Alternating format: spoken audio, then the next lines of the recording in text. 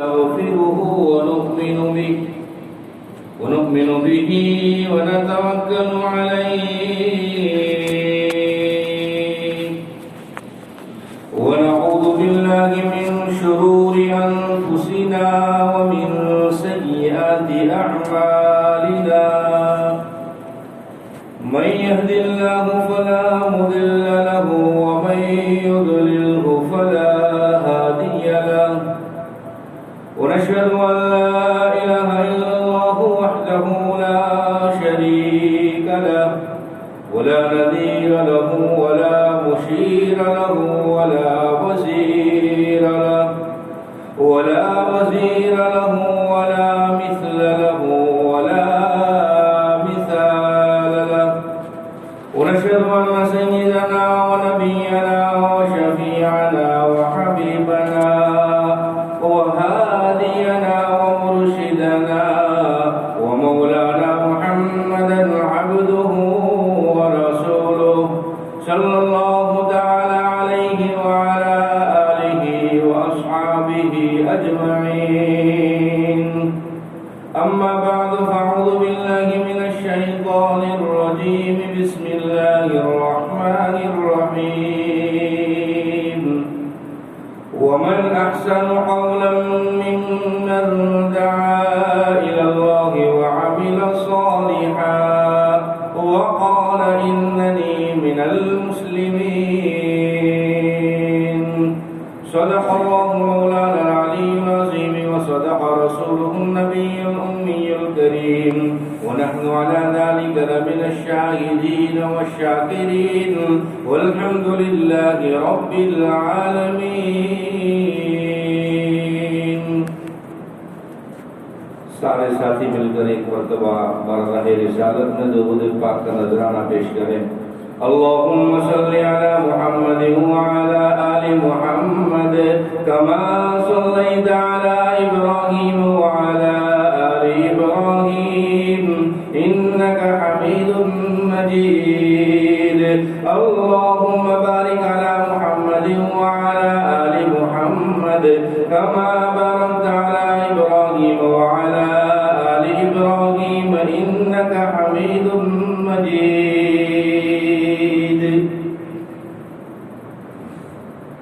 قابل صد احترام عزیز بزرگوں، دنیاوی زندگی پاک پیارے پروردگار کی طرف سے بڑا انمول تحفہ ہے، بڑی نعمت ہے. یہاں کی کٹتی ہے، ختم ہوتی ہے، اور یہ ختم ہونے کے بعد دوسری زندگی شروع ہونے والی ہے جس کا نام ہے قیامت، محشر، جنت اور جہنم، ما بعد الموت کی زندگی جس کو کہا جاتا ہے. دنیا میں ہر کوئی آیا ہے مرنے کے لیے، مٹنے کے لیے، ختم ہو جانے کے لیے. بقا اللہ نے آخرت کو عطا فرمائی ہے، فنا دنیا کو عطا فرمائی ہے. جب دنیا فنا ہو جائے گی تو دنیا کی تمام چیزیں بھی ختم ہو جائیں گی،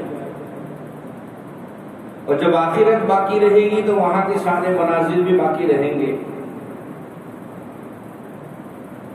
یہ اللہ کا اٹل فیصلہ ہے،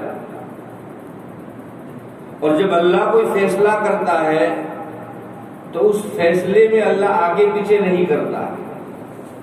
اس نے جو کہہ دیا بلا شک اور شبہ کہہ دیا. اور اللہ نے انسان کو اپنی عبادت کے لیے پیدا کیا. ماسوا جتنی بھی چیزیں ہیں انسان کے فائدے کے لیے ہیں. مسافر جب سفر کرتا ہے ٹرین سے، بس سے یا سواری سے، تو وہ اپنی جسم اور جان کو، اپنے مال کو لے کر جاتا ہے. اس کے علاوہ جتنی بھی چیزیں ہیں وہ تمام کی تمام چیزیں اس کی مساعد ہے، مددگار ہے، ضرورت پوری کرنے کے لیے ہوتی ہے، نہ کہ وہ اس کا مالک بن جاتا ہے. 50,000 روپے کی ٹکٹ لے کر ہوائی جہاز میں سفر کر رہا ہے یا دریائی جہاز میں سفر کر رہا ہے، 500 روپے کا ٹکٹ لے کر ٹرین سے سفر کر رہا ہے، 50 روپے کے ٹکٹ سے بس سے سفر کر رہا ہے، تو وہ چیزیں جو مساعد اور مددگار ہے وہ اس کی ملکیت کبھی نہیں ہوتی، اس کا مالک نہیں بنتا، وہ اس کی ضرورت پوری کرنے کے لیے پیدا کی گئی ہے۔ وہ اپنی جان اپنا مال لے کر جاتا ہے، اپنا جسم لے کر جاتا ہے۔ دنیا میں اللہ نے بھیجا، مستقل مراحل سے ہم دنیا میں آئے۔ پہلے تو اللہ نے اپنی قدرت سے عالم ارواح میں پیدا کیا، ایک زمانہ ایک مدت ہم نے وہاں پر گزاری، اور اس کے بعد باپ کی پشت میں آئے، باپ کی پشت سے مادر رحم میں پہنچے، 9 مہینوں کا سفر ہم نے وہاں طے کیا۔ اب دنیا میں آئے، 50 سال 60 سال 100 سال جس کی جتنی عمر مقدر میں لکھی ہے وہ گزارے گا، اور اس کے بعد اس کو موت آئے گی، موت کے ذریعہ اللہ عالم آخرت میں لے جائے گا۔ جیسے ہی سانس رک گئی، آنکھیں بند ہو گئی، دنیا کے سارے کنیکشن ٹوٹ گئے، سارے رشتے ٹوٹ گئے، اب اس کا آخرت کا سفر شروع ہوتا ہے۔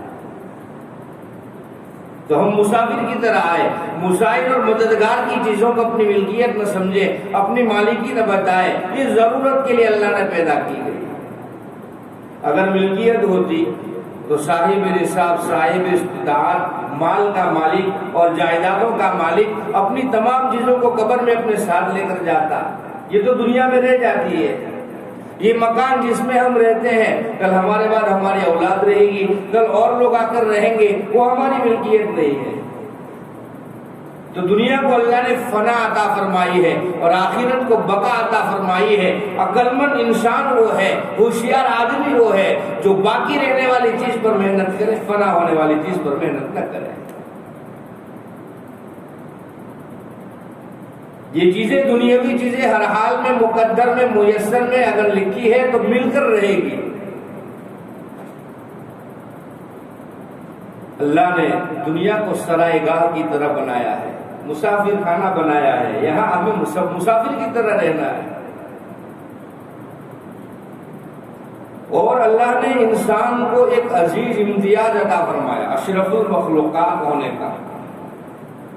کم و بیش 18,000 مخلوقات اللہ نے دنیا میں پیدا فرمائی، تمام مخلوقات کے بڑے بڑے سردار ہیں۔ شیروں میں بھی اس کا شیر سردار ہوا کرتا ہے، پرندوں میں بھی اس کا سردار ہوا کرتا ہے۔ دنیا کی تمام مخلوقات میں اپنا اپنا سردار موجود ہے، لیکن اللہ نے انسان کو امتیاز عطا فرمایا، یہ ساری مخلوقات کا سردار ہے، اشرف المخلوقات کا اسے لقب دیا گیا ہے۔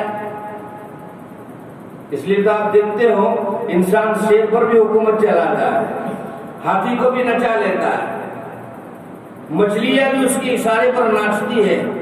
دنیا کی ہر چیز انسان کے تابع ہو سکتی ہے، ضرورت ہے انسان کو اپنے نفس پر قابو پانے کی، اپنی خواہشات کا گلا گھونٹنے کی۔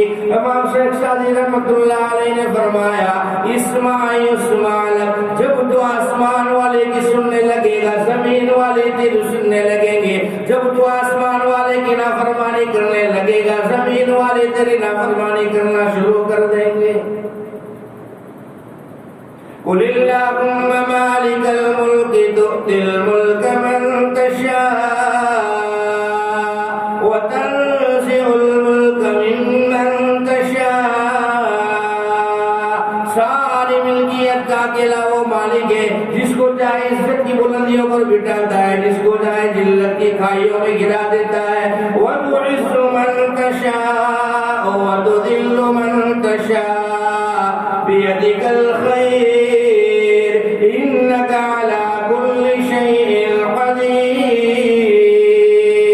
سارے کس چیز طاقت اس کے ہاتھ میں، اس کے قبضے میں ہے، وہ بڑی قدرتوں کا اکیلا مالک ہے۔ اس کی وحدانیت میں کوئی شامل نہیں، وہ اکیلا ہے۔ اس کے سامنے انسان کی کوئی اوقات نہیں، کوئی حیثیت نہیں۔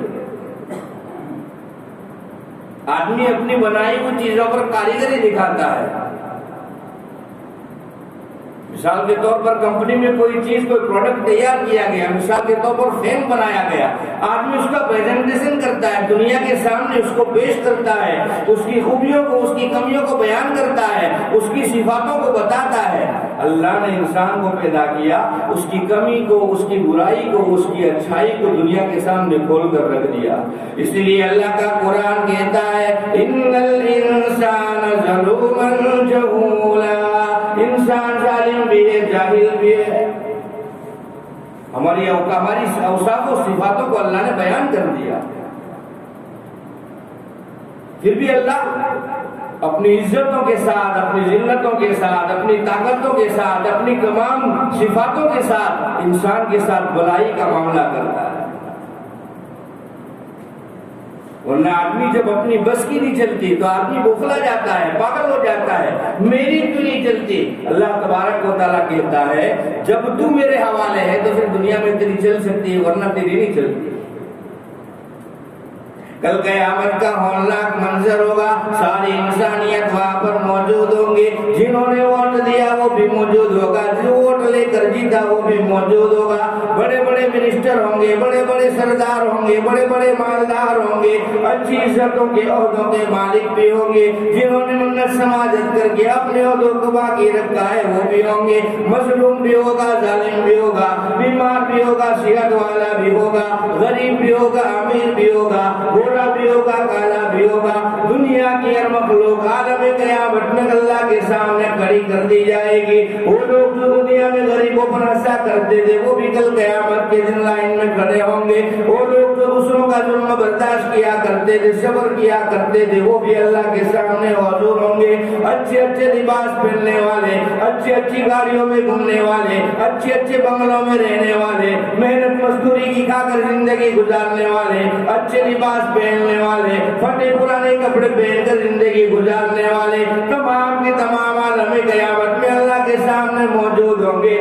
اللہ اپنے نور کی تجلی کے ساتھ قیامت میں اپنا اظہار فرمائے گا اور ساری انسانیت سے ایک سوال پوچھا جائے گا، اور میرے بندو بتاؤ تم نے دنیا میں زندگی کیسے گزاری؟ جو لوگ نیکی کے ساتھ زندگی گزاری ہوگی وہ اپنا سر فخر کے ساتھ اونچا کر کے اللہ سے کہیں گے رب زدنی علما، اے اللہ ہم تمہاری عبادت کر کے آئے ہیں، ہم تیرے سامنے سجدے کر کے آئے ہیں، 60 سال کی زندگی گزری میں نے کبھی تیری نافرمانی نہیں کی، اور جو لوگ گناہوں کے ساتھ زندگی گزار کر جائیں گے، ظلم و تشدد کے ساتھ لوگوں پر دادا گیری کی حکومت کر کے جائیں گے، جو لوگوں کو حق دبا کر جائیں گے، وارثوں کا مال دبا کر جائیں گے، لوگوں پر ظلم کر کے جائیں گے، اللہ کے احکامات چھوڑ کر جائیں گے، ان کی گردنیں شرم کے مارے جھک جائے گی، اللہ تبارک و تعالی اعلان فرمائے گا وَامْتَازُوا الْيَوْمَ أَيُّهَا الْمُجْرِمُونَ۔ آج رب کائنات کا یہ اعلان ہے، تمام کے تمام گنہگاروں کو یہ آرڈر دیا جاتا ہے کہ وہ نیک لوگوں کی صف سے نکل کر گنہگاروں کی صف میں کھڑا ہو جائے۔ دنیا میں تو ساتھ رہتے ہیں نا، ملے جلے، غریب بھی ہے، مالدار بھی ہے، چھوٹا بھی ہے، بڑا بھی ہے، گناہگار بھی ہے، نافرمان بھی ہے، فرما بردار بھی ہے، سارے کے سارے ساتھ رہتے ہیں، لیکن عالم قیامت میں اللہ کہے گا گناہگار نیک لوگوں سے الگ ہو جائے۔ سارے مجمع سے اگر کسی ایک کا نام پکار کر کہا جائے کہ فلاں آدمی مجمع سے نکل جائے، بتاؤ وہ آدمی کتنی شرمندگی محسوس کرے گا؟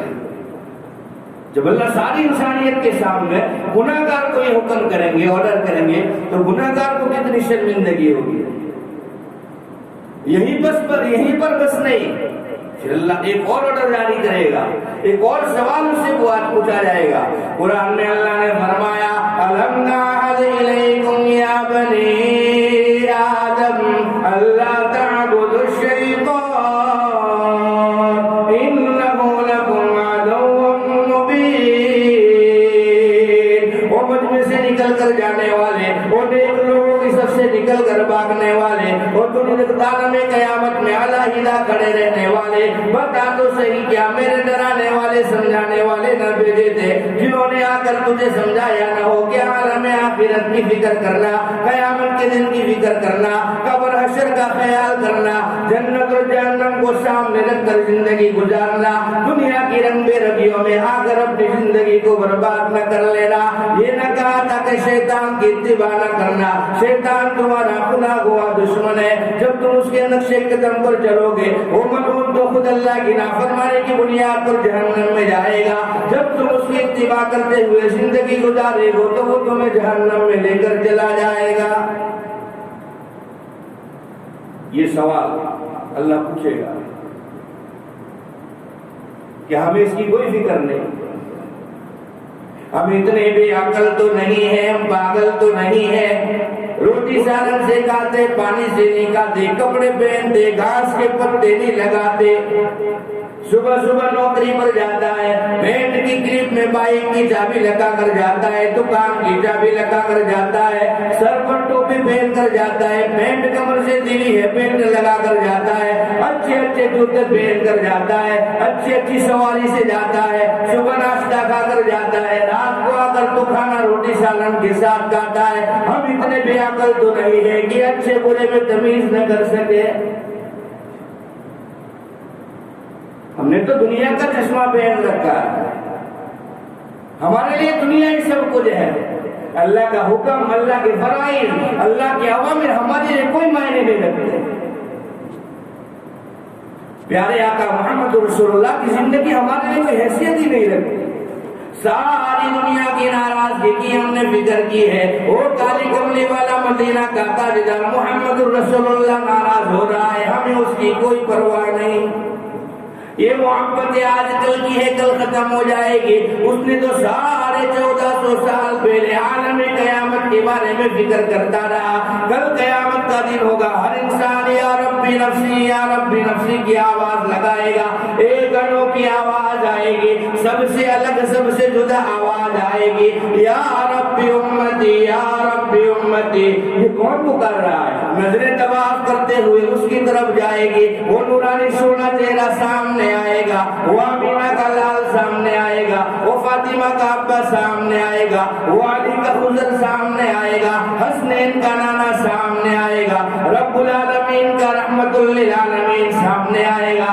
तो रोज़े क़यामत तक, रोज़े अव्वल से लेकर क़यामत तक के आने वाले इंसानों का नबी सामने आएगा और देखेंगे ये कौन है जो या रब्बी उम्मती कहते हैं। कहने वाले कहेंगे ये वो ही नबी है जो दुनिया में भी तुम्हारी फिक्र करता रहा, आखिरत में भी तुम्हारी फिक्र करता है।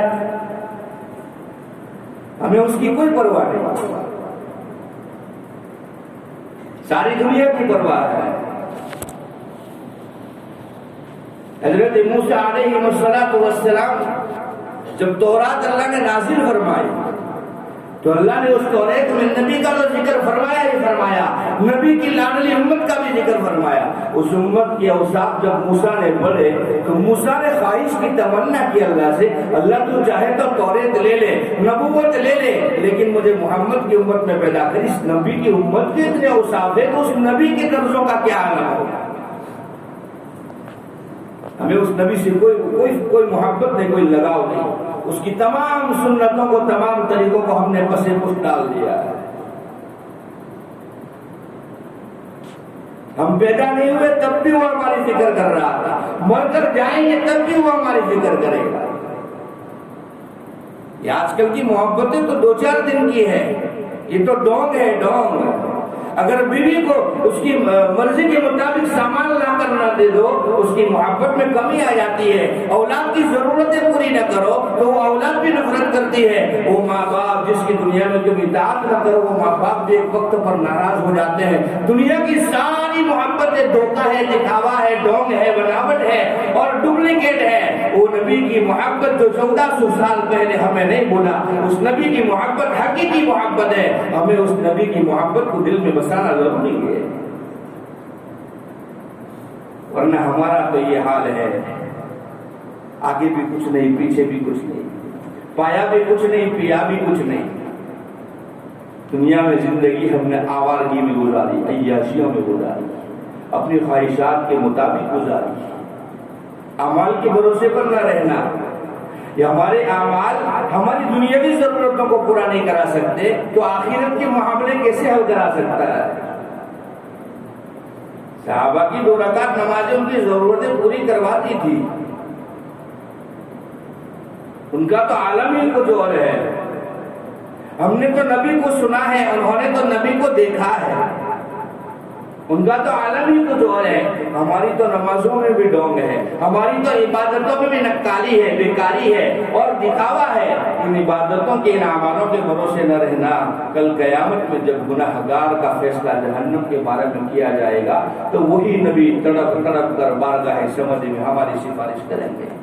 اس نبی سے محبت کرو، ان کی زندگی کو اپناؤ، ان کی سنتوں کو اپناؤ، ان کے اوپر اپنی جان نچھاور کرو. کھانے میں، پینے میں، رہنے میں، زندگی گزارنے میں، ہر شعبے میں اس کی سنتوں پر عمل کرو. ایک صحابی، ان کے وہ حبشی صحابی تھے، گھنگرا وہ بال تھے، بالوں میں کنگھی نہیں کر سکتے تھے.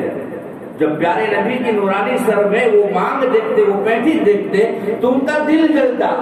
میں ساری چیزیں نبی کی طرح کر سکتا ہوں لیکن سر میں کنگھی نبی کی طرح نہیں کر سکتا. ان کا دل جلتا تھا. اچانک محبت نے، عشق نے جوش مارا، تنور میں لوہے کا سلیا ڈالا، اس کو گرم کیا اور اپنے سر کے بیچ کے بال جلا دیے. پھر نبی کی بارگاہ میں پہنچے اور جھوم کر کہا، یا رسول اللہ صلی اللہ علیہ وسلم، اے محمد، میں نے تیرے سارے طریقے اپنائے تھے، ایک طریقہ باقی تھا، اس میں تیری برابری نہیں کر سکتا تھا. کہا کون سا طریقہ؟ کہا میں حبشی ہوں، میرے بال منگرالو ہے، میں کنگھی تیری طرح نہیں کر سکتا تھا. محبوبہ آج میں نے وہ طریقہ بھی اپنا لیا. کہا کیا کیا؟ پگڑی اٹھاری اور جلے ہوئے بال دکھائے اور کہا محبوبہ لباس تیری طرح، رہن سہن تیری طرح، بولنا چلنا تیری طرح، کھانا تیری طرح، شادی بیاہ تیری طرح، یہاں تک کہ میرے سر کی مانگ بھی تیری طرح ہے. یہ زندگی ہوتی ہے، یہ محبت ہوتی ہے، عشق ہوتا ہے. ہم نے تو دنیا کو راضی کرنا اس کو پہلے رکھا. نبی ناراض ہو جائے، رب ناراض ہو جائے، ہمیں اس سے کوئی پرواہ نہیں. یاد رکھو، اگر رب اور رحمت کے نبی کو چھوڑا ہے تو دنیا میں تمہارا کوئی بے سہارا نہیں. یہ حالاتوں کا آنا اسی لیے ہے. یہ امت راہ راست پر آ جائے. جو رہنما بن کر آئے تھے وہ رہبروں کے محتاج ہو گئے، جو رہنما بن کر آئے تھے وہ رہبروں کے محتاج ہو گئے. جن کے سروں پہ تاج ہونا چاہیے تھا لوگ ان کے سرتاج لے اڑے.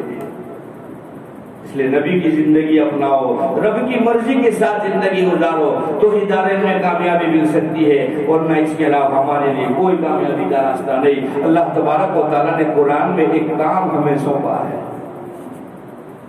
کون سا کام؟ کام تو سارے ہی کرتے ہیں. کوئی دکان چلاتا ہے، کوئی ریڈی چڑھاتا ہے، کوئی تجارت کرتا ہے، کوئی نوکری کرتا ہے، کوئی ملازمت کرتا ہے. کام تو سارے ہی کرتے ہیں. کون سا کام اللہ نے بتایا؟ اللہ کا قرآن کہتا ہے وَمَنْ أَحْسَنُ قَوْلًا مِّمَّنْ دَعَا إِلَى اللَّهِ. دکان والا تو بعد میں ہے، ملازمت والا بعد میں ہے، ریڈی لاری والا بعد میں ہے، نوکری کرنے والا بعد میں ہے، لوہاری کا کام کرنے والا بعد میں ہے، دنیا کے سارے کام بعد میں ہے. رب نے تیرے پیدا کرنے سے پہلے تیرے ذمہ ایک کام سونپا تھا. کون سا کام تھا؟ کہ تو خود اللہ والا بن جائے اور لوگوں کو اللہ والا بننے کی دعوت دے. یہ کام اللہ نے ہمیں سونپا ہے. وہ کام ہم تو کرتے ہی نہیں. خود کا گریبان بچاؤ، دوسروں کا دامن بھی بچاؤ. یہ ہمارا کام، ہماری ذمہ داری ہے. ہم نے خود کا تو سوچا، اوروں کا نہیں سوچا. یہ امت اوروں کے لیے پیدا کی گئی ہے، اوروں کے لیے پیدا کی گئی ہے. صدیق اکبر مکے کے سب سے بڑے امیر صحابی تھے.